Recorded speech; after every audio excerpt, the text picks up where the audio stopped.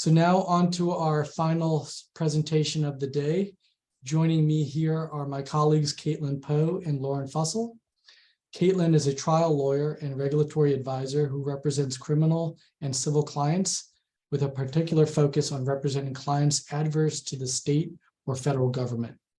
Her experience includes criminal and civil cases involving securities regulation, intellectual property, consumer protection, environmental compliance, and allegations of healthcare fraud and financial fraud.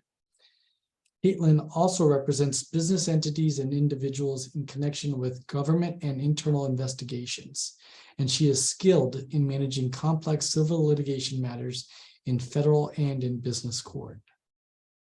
I'm also joined by Lauren. Lauren is a litigation attorney focusing on helping clients navigate complex legal issues that are often a direct threat to their ongoing operations, or in some cases, their liberty. Lauren's experience includes representing businesses and executives in all phases of civil and criminal litigation, from fact investigation through trial. She has experience litigating claims related to contract enforcement, fraud, breach of fiduciary duties, unfair and deceptive trade practices, and intra-corporate disputes for clients across industries as diverse as telecommunications, healthcare, financial services, and real estate. Caitlin and Lauren, thank you both for being here. Please take it away. Thank you so much, Amish, and thank you to all of our attendees for sticking with us through the day. We are here in the coveted last hour of presentation of the day, and hopefully we'll give you all something that's worth discussing and taking back with you about what we are doing a lot of these days, which is conducting investigations in a sort of post-pandemic environment. If we could go to the next slide, please. And so this is an outline of some of the things that we're going to be talking about today. First, we're going to talk a little bit about the experience that we had with remote work that some of us are continuing to have with part or whole remote work for some of our employees, and how that is impacting our ability as outside counsel or your ability as inside counsel to conduct the internal investigations, and some best practices that we've developed along the way. Next, we're going to talk a little bit about another topic that has cropped up in recent years, and that is the youths coming into the workforce.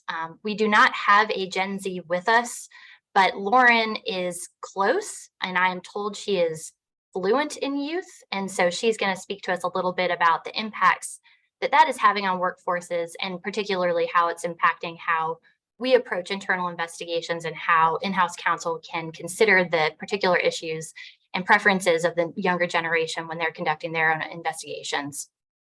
Next, we'll be talking about the Great Resignation that maybe wasn't, and talk a little bit about how that is impacting the more frequent departures, more frequent hires, how that impacts our ability to conduct investigations as necessary. And Lauren's going to be walking you all through a little bit about what we've learned about that. And then finally, I'm going to talk a little bit about what we saw in terms of government enforcement last year, what we expect moving forward into 2023. I should be squarely out of the prediction business now, but nevertheless, I'm going to dip a toe in the waters and attempt to give you guys a little guidance on what we expect going forward. We get the next slide, please. So first of all, remote work. You go next. So when we talk about remote work, we're talking about issues both looking back and forward. I think it's not uncommon for many offices to have at least some workers working remotely some of the time. That was true even before 2020, even more true now. But regardless, almost every workforce had at least some of their employees working remotely. It's for some period during the height of the pandemic in 2020, and that is still having repercussions in terms of how we're doing investigations, even now in 2023. And so we'll talk a little bit about that. Some key issues for those investigations, we're going to talk about documents and data collection and reviewing, and also some best practices for remote interviewing, which we've developed over the past few years, something that we think is also here to stay. Notably, some of these issues that are dealing with remote work, they affect the witnesses that we might be dealing with in investigations, but they also affect us as lawyers. And we'll talk about some of the considerations that remote work has for us when we're thinking about how we need to do our job with these investigations. We go to the next slide, please. So first, with respect to documents and data, a lot of the time this is the starting place for your internal investigation, figuring out where the data resides, what needs to be collected, and how it needs to be reviewed. Ideally, in today's world, a lot of this can be done remotely. The first step to undertaking the document gathering process is understanding what the company has access to in terms of the remote access to remote employees, to people who might be working at home and in the office, understanding what the company's structure is in terms of document storage, different devices, who owns those devices, getting a lay of the land of where those documents might reside and what kind of data might be on them is usually the first step. Now, paper documents have become a little bit harder. Understanding what might be out there and importantly, documenting your efforts to get them, because it's not always possible, right, to get every scrap of paper that might be applicable to what you need to look at in terms of conducting your investigation. But what will be necessary is to demonstrate the reasonableness of the steps that you've taken. And so this can only be done on a case-by-case basis, taking into account the particular circumstances of the workforce that you're dealing with, the company that you're dealing with, what types of data are out there, your investigation and what you've done in terms of defining those parameters should all be documented and kept as part of your legal file to demonstrate what was done. And also, if there ever is a question later on about, did you look at X, did somebody collect Y, there's a very clear chart of what was done at the time so that there aren't questions later about what might be out there still. If someone knows of something particular, it's very easy to cross-reference and see, would that have been caught in the steps that we initially did? That's particularly important with paper documents because it's really easy for people to walk around with things that might be in their desk, things that might be in their home file cabinet. Making an inquiry about those things might not be as simple as having an IT person run a search through the company email system or looking through whatever you use for your document management system internally. So being more thoughtful about that on the front end and trying to capture those documents in the initial sweep can save a lot of time and heartache on the back end. In terms of communicating hold notices to employees, this is another area where things have become a little more complicated now that we're not all working in one building on a daily basis. Ordinarily, what is done, we have hold notices that can be communicated to an IT person who then might adjust otherwise regular deletion programs, any type of practice. They can maybe make an image of documents that are really important and need to be preserved so that those can be kept in an extra safe place. But normally that was done with a relatively small group of people knowing that it was done, because there's really no need to spread that beyond the small circle of people who are needed to effectuate that hold. Now, if we're talking about a document hold either for civil litigation, for a government investigation, for something that purely is an internal inquiry at this point, there might need to be more done than just doing a hold on what IT has access to readily. Because people are working in different places, maybe taking paper documents with them, maybe storing some of these relevant documents or data on their personal devices, you will need to consider at the front, who do we need to communicate this hold notice to? Does this need to go more broadly than what we might ordinarily have done? And what follow-up are we going to do to confirm that the people who saw this didn't just delete the email, that they actually took the appropriate steps? Do we want to get a read notice on the email that we're sending out? Do we need to get a signed form? Do we need to have a face-to-face meeting with this person? Obviously, this depends largely on the circumstances of what the investigation deals with, the nature of the documents or data that we're talking about, how sensitive, how problematic it would be if there was a deletion or a further dissemination of this data. But that's something that has changed in the current work environment where we have more people and more stuff in various places. This is subject, obviously, to to certain federal laws, depending on who might be regulating your industry. But even for us as lawyers, we have to consider the rules of professional conduct that govern spoliation, the rules of civil procedure that also deal with that if there is active litigation that's ongoing. And in a criminal context, of course, what is spoliation in a civil context might turn into obstruction of justice. And so very important to identify these issues early, get those communications out before anything that might otherwise be innocent activity could be improperly construed or create an issue down the line. So next slide, please. So once you've gathered your documents, once you've done the review that you need to start your preparation, the next step usually is speaking with witnesses. And we around here are in favor of in-person interviewing.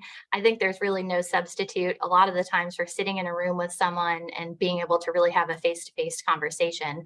But that might not always be feasible. That might not be cost feasible for you and your client. It might not be possible because someone is in a faraway place that is difficult to get to and you need to talk to them right away. There's any number of reasons why remote interviews might be appropriate, and we certainly are doing a lot more of them, and we expect that that's not going to change anytime soon. So what can we do with these remote interviews to make them as effective as possible? In advance of the interviews, here are some things that we can communicate with the witnesses to make sure that we are setting ourselves up for success. So beforehand, you want to confirm with the interviewee that you are going to require video, except for the very most routine of interviews, maybe with a document custodian who's nothing else. You will want to have the opportunity to assess that person's credibility and their demeanor. That might be relevant for all sorts of reasons going down the line, but that first interaction with them is a good opportunity to begin making the assessment of what would this person be like as a witness if necessary? Do I believe this person? Are there reasons why they might not be the right source of information for this? And that's something that I think is virtually impossible to assess unless you can at least see the person that's talking to you. You want to tell them in advance that you need to talk to them on video so that there's no excuse for them to show up and say, oh, I didn't know I'm wearing my bathrobe, or, I have anything like that. Make sure that they know upfront that they are going to be on video so that they can prepare themselves to be sitting in a place where they can talk to you and you can see them. Second, before you do the interview, have the interviewee confirm where they are going to be physically located. And that's important for a few reasons. First, you want to make sure that they have reliable internet so that they can talk to you, that they are not going to have interruptions. I have had a witness pop open their phone at a coffee shop, and that is not the ideal place to do an interview for most any reason.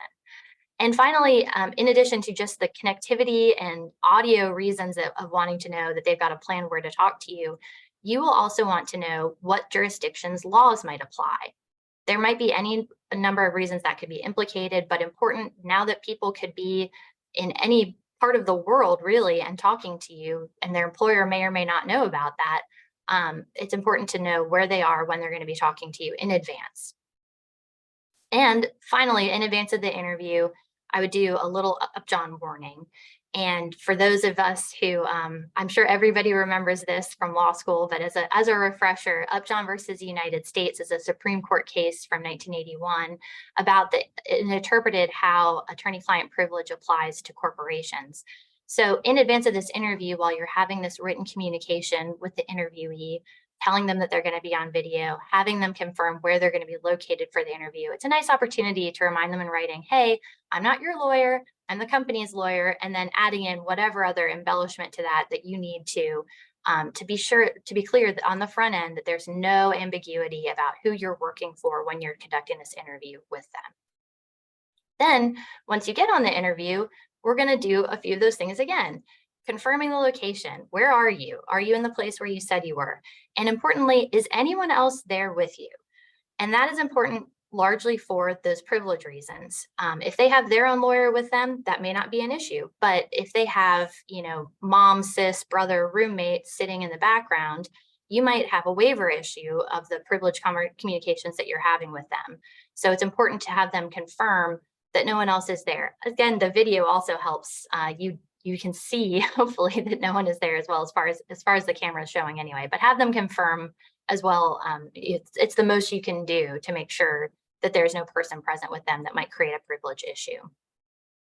With respect to recording, this can be a little bit of a sticky issue. You want to definitely tell the witness not to record or to screenshot your communications. That could be problematic, obviously, for the privilege. Any dissemination of that might inadvertently be construed as a waiver that you wouldn't want them to be making that decision about, since it's the company's privilege and not their privilege. It could be illegal in some jurisdictions, and that is important both for them and for you. And this is one of the reasons why it's important to suss out where this person is before you have that interview. In case there's some reason why you feel you do need to record this for if you're concerned about losing the witness, if you're concerned about them sticking to their story. I would generally, my default would be to not record somebody, but there might be some exceptional circumstances in play. But if you do need to record, you need to consider whether you need to get that person's consent to the recording, and that will depend on where both of you are located. North Carolina is what's known as a one-party consent state. And that means if you might know this, from law school, you might know this from your personal life. I don't know what you do, but it means that if you're on a communication with someone, you can consent. And now you've consented to recording it for both of you. A two-party consent state is a place where the other person needs to know that you're recording them, and they have to agree to that too. International law is even more complicated about when you can do recordings and when they can be preserved and how they can be preserved and who can see them. And so for all those reasons, much better to know in advance where that person is so you can make sure that you have done whatever research you need to do to confirm whether a recording is feasible, and if so, what you need to do to nail that down. With respect to going through the interview, one issue that comes up with some regularity is the issue of document sharing. When you're sitting in a room with someone, easy enough to pass them the document, have them look at it and answer your questions. But when you're doing this remotely, you have a few different options, and it might be different depending on what the documents are, what the nature of the interview is, whether the person that you're dealing with is cooperative or hostile to you. Obviously, we can screen share to show people documents. That gives you, the interviewer, the most control over what you're showing a person, which you might want. But if you're going through lengthy documents, the person might reasonably say, I want to be able to look at this whole thing before I answer your questions. And so in that case, maybe it makes sense to provide those in paper form in advance of the interview. How long in advance? Do you want them to look at it beforehand? Do you want them to not look at it beforehand? One thing that we've seen in depositions is people mailing each other sealed boxes or envelopes of documents that they're going to use, and having that person unseal them on video at the beginning of the deposition. You could do that in an interview too, if that was appropriate. So important to just be creative, think about this in advance so that when you've gotten on the call, you're not trying to show someone a 50-page contract and realizing, oh dear, I really should have sent them a PDF of this in advance, or I should have sent them the paper copy in advance. It just takes a little more advanced planning when we can't just be sitting together. And finally, with respect to remote interviews, we have found that it is of great value to have a second person participating in the interview to help manage those documents, to help observe the person's demeanor as they're answering the questions, to make sure that someone's taking notes as appropriate if you're not recording, which again is kind of our routine practice would be to not record.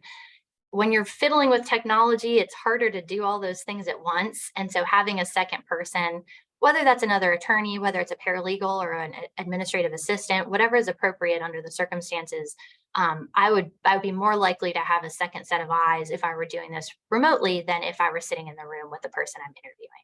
Next slide, please. So, I'm sorry, I think I had a poll that I was supposed to do on the last slide. Can we go back? Yeah, there you go. I want to make sure you guys all get your CLE credit, being so patient with us and sitting here. So our question is, does your company have a policy in place for saving messages from ephemeral messaging apps like Slack or Teams? And this is something we're about to talk about in terms of some actions that you and your company could take right now. So I'm supposed to stop talking because that reminds people to do the poll. So I'm going to do that.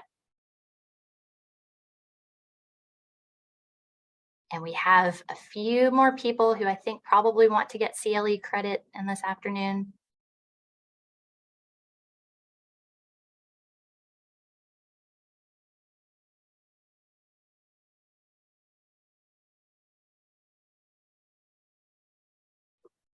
All right, any last people gonna give us an answer?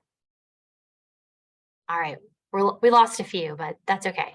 So if we could show the poll results, it looks like this is something that you all are well aware of in your companies and are thinking about in terms of your policies, which is great. So if we can go back to the slide, you X out of that. So here are some things that you and your client can be doing right now to respond to the different needs that are created by having part or full remote work.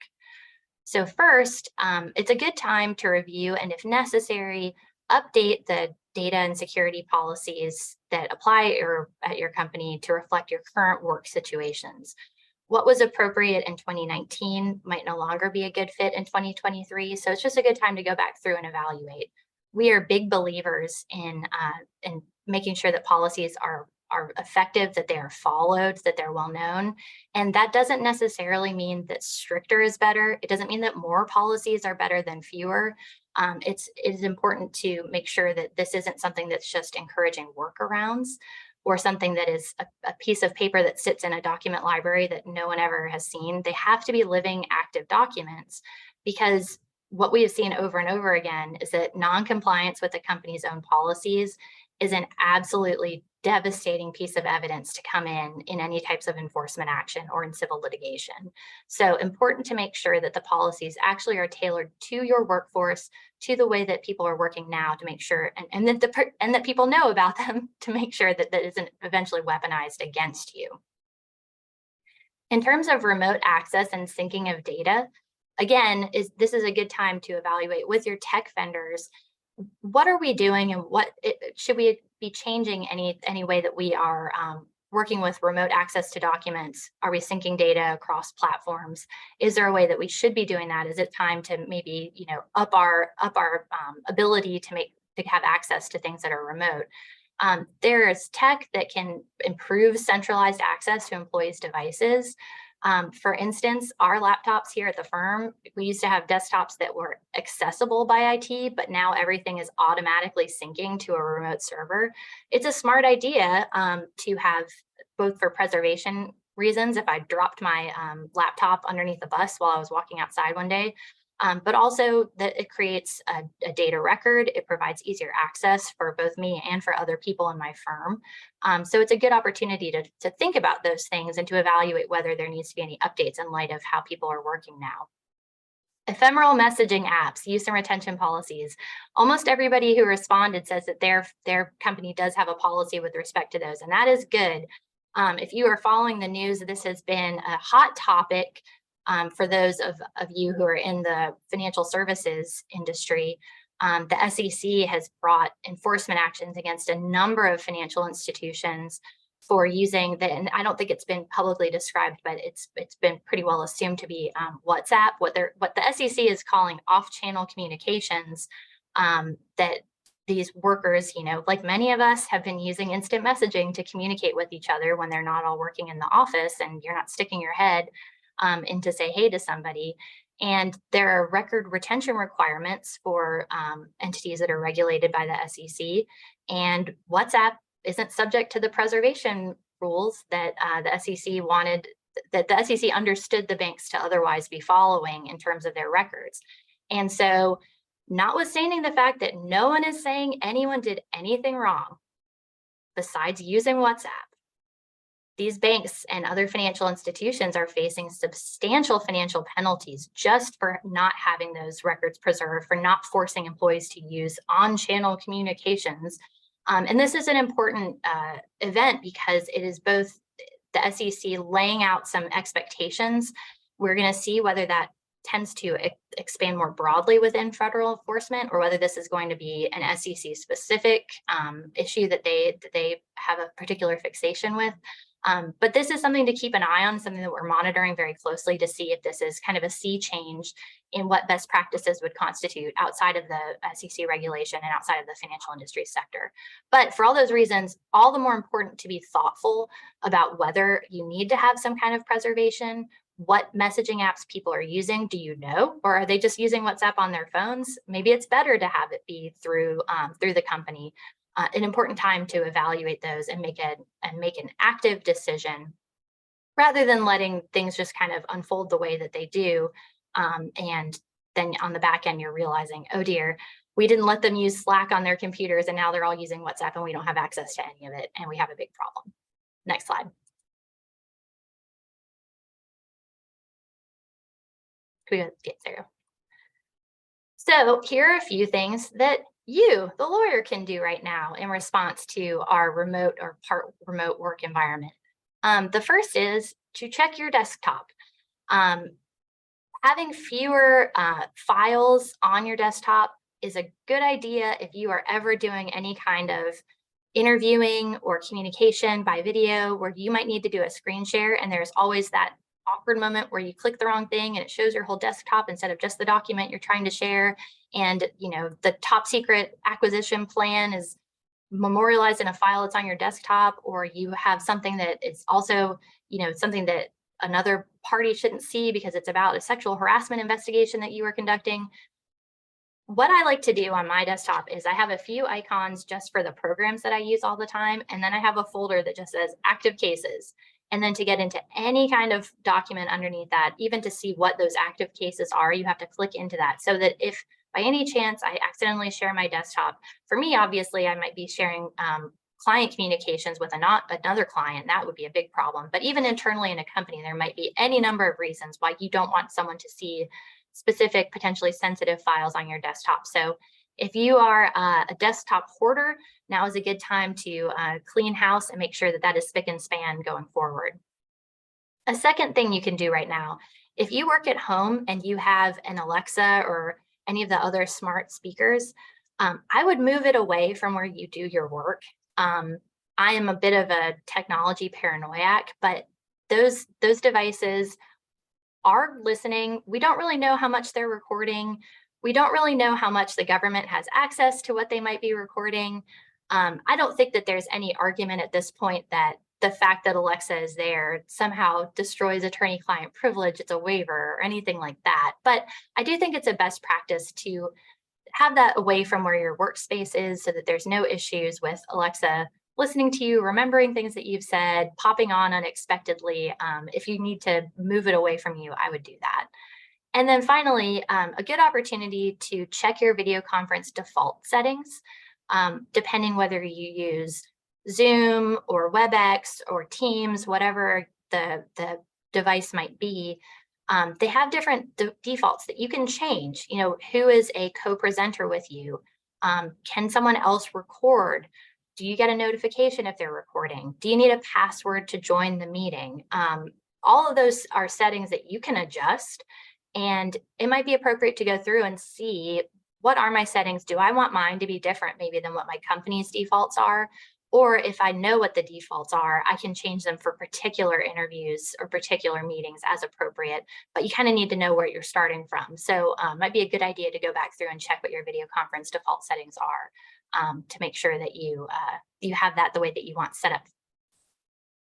So with that, I will turn it over to Lauren, who's going to tell us a little bit about how Gen Z coming into the workforce has impacted these issues. Good afternoon, everyone. I want to echo what Caitlin said and thank everyone for being here and sticking through the day with us. So let's talk a little bit about Gen Z. So first of all, what is Gen Z? As much as I would like to consider myself a Gen Z, I am not quite there unless you count my adjusted age, where I don't count my birthdays from law school. And then I'm much closer. So what is a Gen Z? It's a person who was born between 1995 and 2010 is sort of the accepted age range. They are the first generation to grow up with complete, full, total internet access on sort of every device that they have probably ever touched. And they are new to the workforce generally. So older Gen Zs are just entering the workforce. Younger Gen Zs are about to enter the workforce. And so if you or your company is employing a Gen Z employee, it is likely their very first job, which comes with some interesting things that you need to think about when hiring them, when onboarding them, and when employing them. This also may mean that your company is employing up to 5 generations of workers, which poses unique challenges for you. And so we recommend that companies, if you haven't already, start preparing for the influx of young workers. So if we could go to the next slide. So we're going to talk a little bit about some practical considerations for Gen Z, how Gen Z employees may relate to their employer, and then finally, how Gen Z may view their ethical responsibilities. I did some research on Gen Z, reviewed a couple of studies on Gen Z in the workplace, and those studies show that Gen Z, it may surprise you, are characterized by flexibility, by independence. They're open to diversity of all kinds, creative, accustomed to providing input on their opinion. And some studies have shown that they may have an unrealistic expectation in pay. So you may have seen that already. If not, prepare yourselves, that may be coming from your Gen Z employees. Gen Z are what are considered tech natives. The internet has always been present. It has always been readily available to them. And Gen Z employees actually consider the internet an indispensable tool for their everyday life.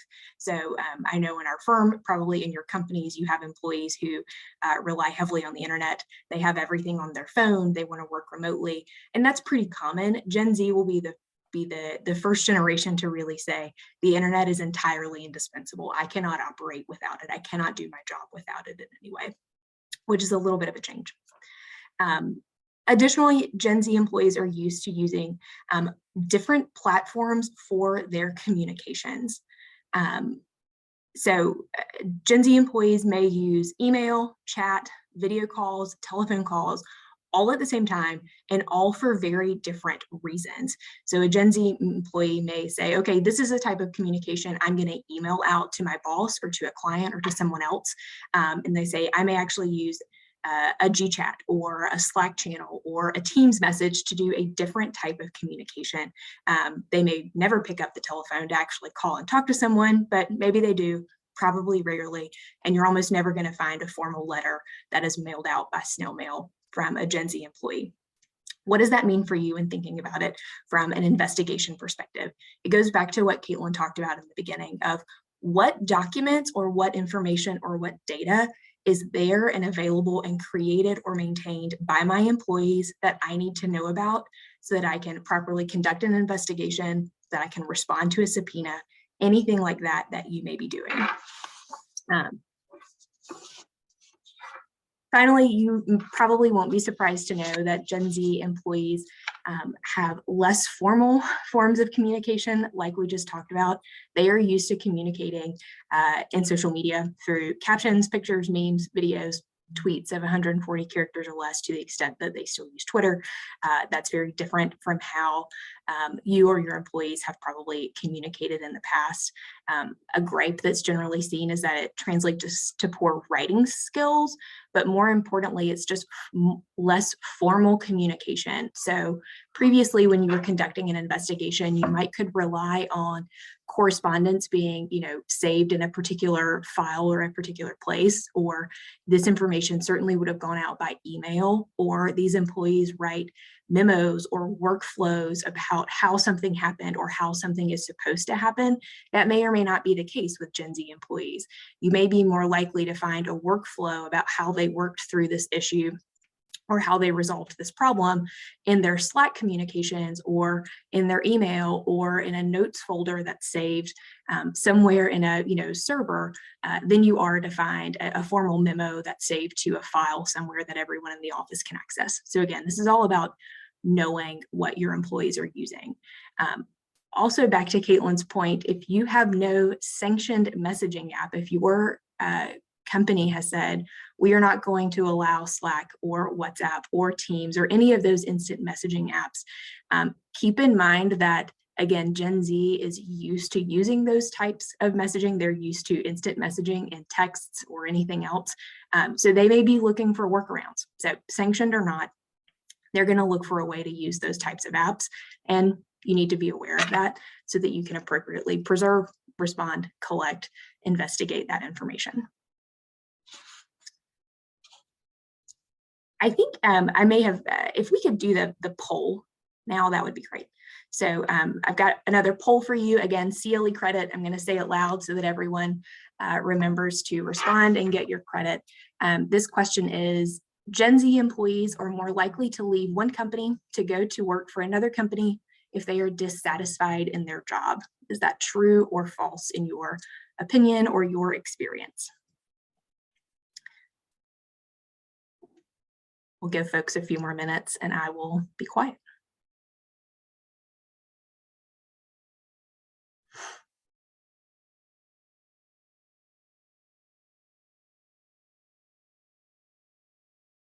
All right, last call for CLE credit. All right, if we could show the results. So the vast majority of you did vote to get your CLE credit, and 100% of you believe that it is true that a Gen Z employee is more likely to job hop.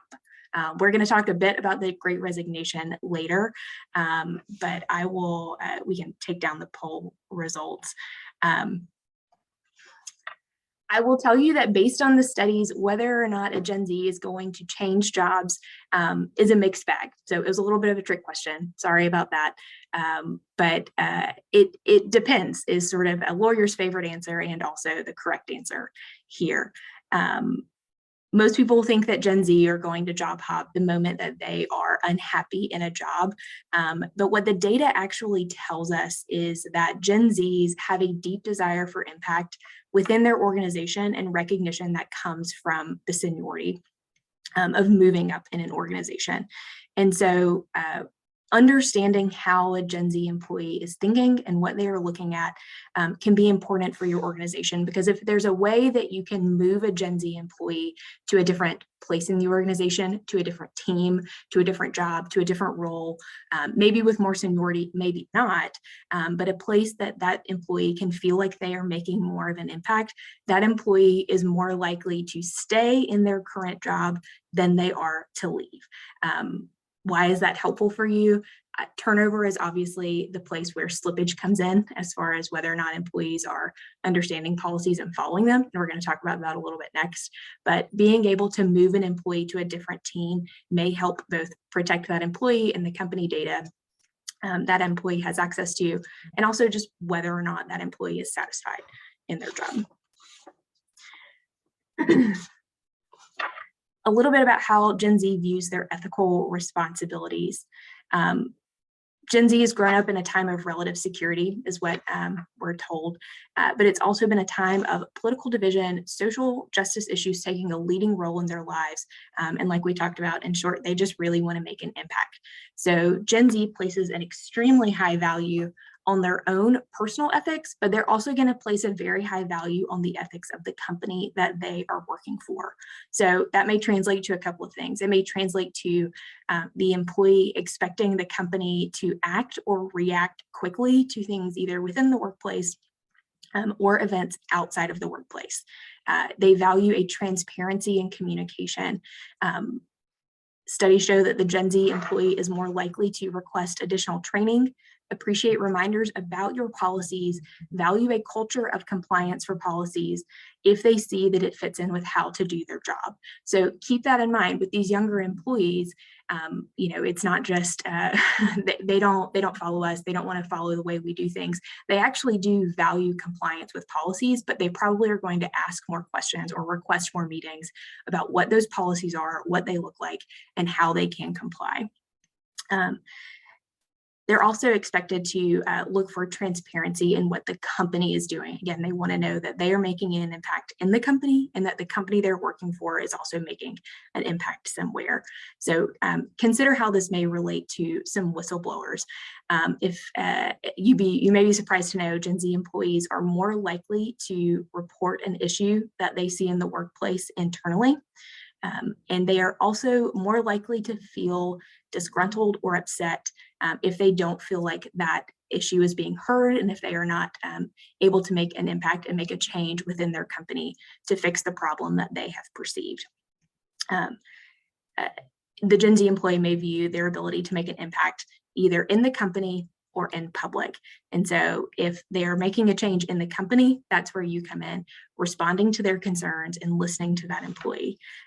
The concern is always for a company to make the nightly news or to make the newspaper headline if something has gone wrong. Unlike prior generations of employees, Gen Z employees are used to expressing their opinion generally and expressing it publicly on Instagram, on social media, on TikTok, wherever it is.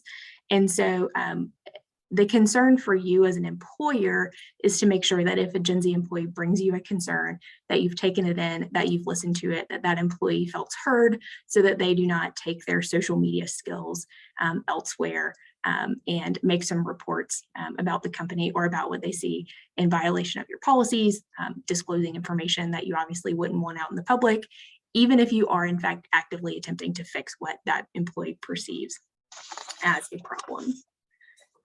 All right, we can go to the next slide. So we'll talk a little bit about the Great Resignation, and these issues sort of overlap with what we just talked about with Gen Z employees. You may have heard the Great Resignation called the Great Reshuffle. It is where employees are voluntarily resigning from their jobs in the wake of the pandemic due to increased cost of living, inflexible remote work options, job dissatisfaction. But it's probably better stated as a Great Reshuffle than resignation, because a lot of the data shows that the workforce is actually just swapping around, that we are not actually losing employees from the workforce entirely. So what does that mean for you? That means you've got more people likely coming into your company as new employees, and you've got more people going out of your company. And we'll talk about both of those things as it relates to conducting investigations. If we could go to the next slide. So looking at when people are coming into your company, we recommend, as you know, educating your employees on your policies and procedures when they are coming into your company. This is something you guys have been doing from the beginning. That isn't news to you. You obviously know that that's what you're supposed to do. So how do we make it better, and how do we make it stick in a time where you've got people who likely are working remotely, either in total or in hybrid? They may not be in the office as much, or there may not be as much interaction between employees where a younger employee can go ask a more senior employee, hey, where's this policy? Where do I find it? How do I deal with this? What does the company want me to do, or how should I respond to this? So after orientation, what we recommend doing is continued access and reminders about the company's policy. So emphasize the location and the availability of your policies. Are they easy to find? Are they printed out in a notebook in the cafeteria that no one goes to anymore because they're not in the office? Or are they available on a repository on everyone's desktop or the shared drive that everyone uses to store all of the company documents? Are they available? Are they accessible? And are they easy to locate if an employee wants to find one? We recommend making them very easy to locate for your employees. We also recommend you consider periodic communications about your policies, not just when there's a new policy or a changed policy, but just sending out reminders to your employees about your policies, the important ones, a couple of times a year. Every quarter, I sit in a meeting where I am reminded as an associate at my law firm of certain policies. And even though I hear them, once a year, every quarter, every once in a while, there's one that reminds me, oh yeah, that's right. Let me think about that. So there's always the opportunity to remind your employees of the importance of each policy. And it's just helpful. You never know. So we recommend doing both of those things. Making your policies easy to access and reminding your employees of them emphasizes a culture of compliance. I suspect everyone on here either has a culture of compliance or wants to cultivate one. And so doing both of those things should help do that. How often and how you communicate those things is up to you and what works best for your business and your employees. But we recommend placing a greater emphasis on communicating how employees can comply with your policies. And as Caitlin mentioned, we are big proponents of policies being living documents. So this transition to a more remote workforce makes this a very good time to consider whether or not your policies are working for your current business practices. Something else to consider after you've onboarded an employee, after you've told them about all of your policies, after you've trained them and make them great employees, are heightened whistleblower concerns that comes with an increase in the number of employees that you have. Oftentimes whistleblowers are thought to be disgruntled short-term employees who are looking to make trouble. What we've seen and what the literature supports is actually that whistleblowers who are reporting externally problems that they see in the workplace may actually be very loyal employees or long-term employees who are genuinely concerned about what they're witnessing within the company or what they perceive that they are witnessing within the company. If those employees feel like they haven't been heard by their employer, they may be more likely to report outside. And that's something we want to avoid, and we want to make sure we have policies and procedures or best practices in place to limit those whistleblower concerns. So one thing that you can consider is having multiple platforms for employees to report their concerns. Is there an anonymous hotline? Is there an email mailbox that they can send something to? Is there somewhere they report in writing? Is there a designated person that they go and talk to? But having multiple platforms for reporting is helpful to allow employees who may communicate differently, who may use different forms of technology, to be able to report in the way that makes the most sense to them. It's also important, and we recommend engaging your employees in this reporting process. And so responding to your employees that their concerns are being taken seriously and that appropriate steps are being taken in response to their report is very important to help engage your employees and make them feel heard. It doesn't require, and we don't recommend that you tell your reporting employee every investigative step you're taking, or all of your findings, or what remedy exactly that you are recommending. Even a simple statement of, I hear you, that's it, that's an important issue, thank you for reporting it, we are looking into it, I assure you we're taking important steps, can foster that engagement. As just a quick reminder, bear in mind that whistleblowers are protected depending on what industry you are in. If your industry is regulated, you can pretty much assume that any whistleblower or reporter is protected, so keep that in mind. You've got employees coming in, you've got employees, and we'll talk really briefly about employees leaving. And so now with more employees leaving, as Caitlin mentioned, we talked a lot about what documents you have, where they're located, and what documents employees may be using. When an employee is departing is a time where this is particularly important, because it may be the time that the employee is taking your data or information with them. Generally speaking, it isn't all that hard to figure out how an employee may take your data. You can work with your technology vendors to figure out how you can limit it technologically. Do you disable attachments to personal emails? Do you not allow GChat? Do you have your employee make an affidavit or an attestation when they are leaving that they have turned in all of their company issued devices, as well as destroyed or turned in every copy of every trade secret or important document that they may have in their possession? All of those things, or and those policies you have around it, are important to consider now, where you may have more employees leaving and going to a different company where they're not just retiring. And I think we are getting close to time. So as a final thing to consider when employees are leaving, or that employees are leaving, are whether or not you want to have monitoring for suspicious activity for your employees? Do you want to have something installed on their computer, not once they've announced that they're leaving, but just generally for your employees? If you have keyloggers, which probably aren't all that helpful, but or feasible for everyone, but if you have monitors in place, thinking about how you're communicating that to your employees, whether to communicate it, and how you're doing that. So we recommend sort of finding a balance between monitoring for suspicious activity, as well as making sure your employees don't feel like you're looking over their shoulder. I will, I think, turn it back to Caitlin for our last section. Thank you, Lauren.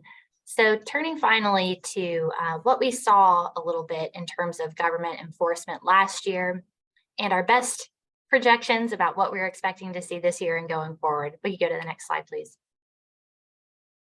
So last year, we saw the government still being largely impacted by the pandemic in ways that were, maybe a little bit surprising, maybe lagging somewhat behind the private sector.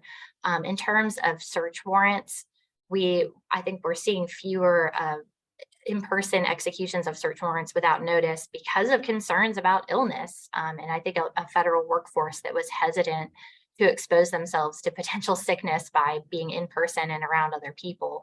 That doesn't mean that the FBI stopped doing their job, of course, but I think that we did see a bit of a diminishment and certainly a more awareness and thoughtfulness about when those in-person searches were being conducted. Likewise with interview requests, and this was the big change. I mean, we were doing a lot of our interviews remotely, but they were doing almost all of theirs remotely. I think that this is partly a budget issue. A lot of these agencies were feeling additionally squeezed, but Lauren and I had a client who was granted immunity, which is no small thing from the federal government, and they interviewed her via video chat to get her debrief after she was immunized. Never seen that before in my career. I don't know if that's going to be something that continues going forward, but enormously surprising to me when you see that the federal government was quite impacted by the pandemic. And some of these things, even though the issues might be diminishing, the people who are used to doing these things, the agents, the attorneys, they might insist on the convenience of continuing to do more things remotely. So I do think that we're going to continue seeing more remote work, more dealings that are done with in video that used to be in-person meetings or in-person interviews or debriefs. We expect to see that going forward. In terms of document requests, last year we were still seeing some additional wiggle room, which was nice in terms of responding to these document requests. The government was understanding about the difficulties of gathering documents, of reviewing documents, particularly when paper documents were implicated, because of the complexities that the pandemic created and the fact that they've been scattered potentially to more places than they would have been before 2020. Will that continue going forward? I have some doubts about that. I think that the government is going to revert back to its ways of, we want every piece of paper that might possibly bear on the investigation that we're conducting. And no, we don't particularly care that you have a problem with having to collect and review all of that. And so the practices are going back to what our standard practices has always been, which is that it is possible, and it's important to understand that it is possible to narrow the scope of these requests.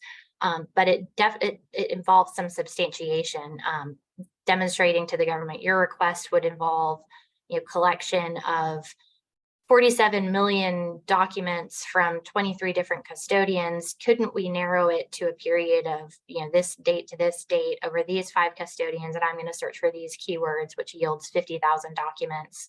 And can we at least start there and then narrow it down from that? We've found that those negotiations are possible. Sometimes the government wants what it wants, and depending on the position that you're in, sometimes there's no choice but to comply with that. But it is important, I think, to recognize that the bit of a free pass, the bit of a wiggle room that was part of the pandemic experience, I think is going away. I don't think we're going to be able to enjoy that as much in 2023.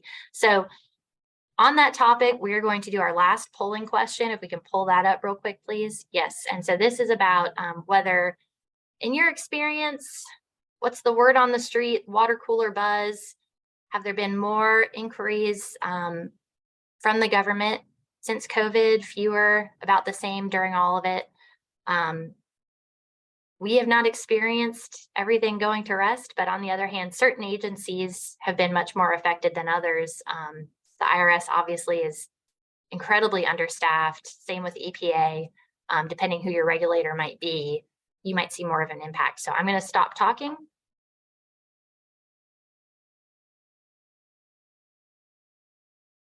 And see if we can get a couple more responses here.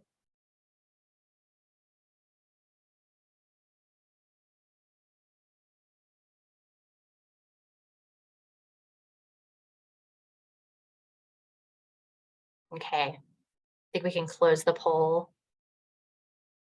All right, so we can see that for the plurality of you, it's been about the same, but there are some of you where you're seeing fewer inquiries in your industry since COVID. And I think that's probably about consistent with what we're seeing as well. So obviously enforcement priorities were different. We have a new Congress, but the same executive branch. And so the articulation of those priorities is unchanged. And we expect to see some of those investigations taking fruit in more public ways. It's not uncommon when we're talking about a regulatory compliance action or an enforcement action to take a couple years of background investigation before something becomes public, maybe even known to the company that's being looked at. So, we think over the next couple of years is really going to be the tell on what's going on in Joe Biden's Department of Justice and federal agencies.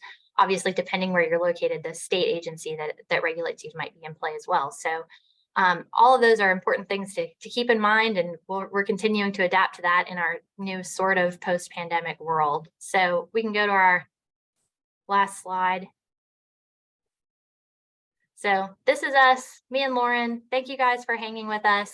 I am going to, I'm happy to respond to any questions that you guys have. Please feel free to drop those in the chat. They are anonymous. But while you might be thinking of those questions, I also wanted to take a moment to thank our amazing team at Williams-Mullen who put on this event for all of its participants today. Thank you to Paul and Stephanie for all the planning work that they've done. Thank you to Vion, who not only participated in all the planning, but has been clicking through all these slides all day and having to listen to lawyers talk all day. And we really appreciate her time and her dedication. And so thank you guys to the whole team. You've done an amazing job and we really, really appreciate it. I'm looking at the chat. I see some confessions to crimes. No, I'm just kidding. We don't have any confessions to crimes, but we do appreciate you all being here. If anyone has any questions or any confessions to crimes, call me rather than email me, but we are happy to hear from you and help you work through any issues that you might be dealing with or any questions that you might have.